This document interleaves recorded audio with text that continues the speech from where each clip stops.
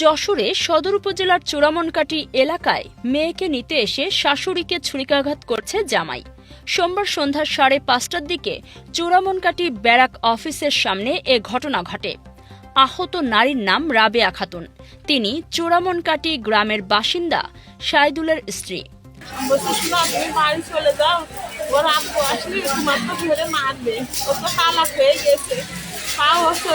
আমার মেয়ে নিয়ে আসবে ওই ছেলে আবার ওর আব্বু মারছে। আমি বলছি তোমার এত সাহস, আমি তো তোমার বাঁচানোর জন্য চেষ্টা করছিলাম, ও অসুস্থ মানুষ আমার স্বামী মারছে, তাই কাজা করে ধরে রাস্তা মুখে দিয়েছি।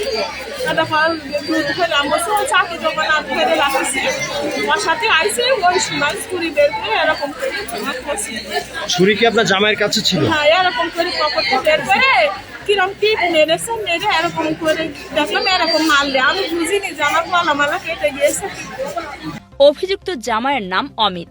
তার গ্রামের বাড়ি ও ঠিকানা রাজশাহী জেলার কোনো এলাকায় বলে জানা গেলেও বিস্তারিত পরিচয় জানা যায়নি। ভুক্তভোগী পরিবারের সূত্রে জানা যায়, কয়েক মাস আগে অমিতের সঙ্গে রাবেয়া খাতুনের মেয়ের প্রেমের সম্পর্ক গড়ে ওঠে। এক পর্যায়ে মেয়েকে পালিয়ে নিয়ে গিয়ে বিয়ে করেন অমিত। প্রায় 3 মাস আগে পরিবারের সদস্যরা মেয়েকে বুঝিয়ে বাড়িতে ফিরিয়ে আনেন। সোমবার বিকেলে অভিযুক্ত অমিত হঠাৎ করে শ্বশুরবাড়িতে এসে স্ত্রীকে নিয়ে যাওয়ার চেষ্টা করেন। এ বিষয়ে চিকিৎসক জানিয়েছেন, প্রাথমিক চিকিৎসা দিয়ে রাবেয়াকে হাসপাতালে ভর্তি করা হয়েছে।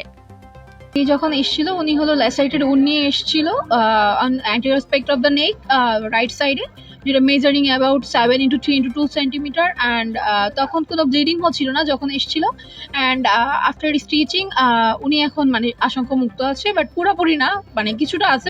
এ ঘটনায় কোতোয়ালি থানায় অভিযোগ দায়েরের প্রস্তুতি চলছে বলে জানিয়েছেন ভুক্তভোগীর স্বজনরা। পল্লব দাসের তথ্য ও ভিডিও চিত্রে কাজী সাইমা, রাতদিন নিউজ।